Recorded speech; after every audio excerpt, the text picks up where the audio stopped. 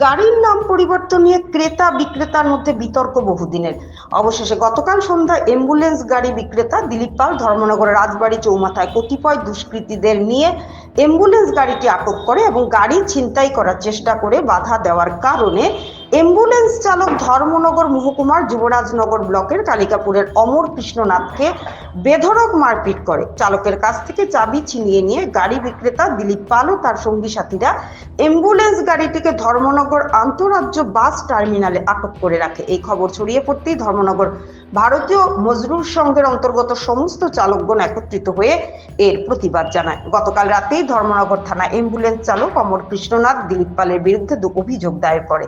পরবর্তীতে দিলীপ পালের বিরুদ্ধে ধর্মনগর থানার থেকে কোনো উদ্যোগ গ্রহণ না করায় বৃহস্পতিবার উত্তর জেলা ভারতীয় মজদুর সংঘের নেতৃত্বে ধর্মনগর থানায় পুনরায় অভিযোগ করা হয়। অবশেষে ধর্মনগর থানার ওসি চাপে পড়ে দিলীপ পালকে আটক করে বর্তমানে তাকে পুলিশ কাস্টডিতে রাখা হয়েছে।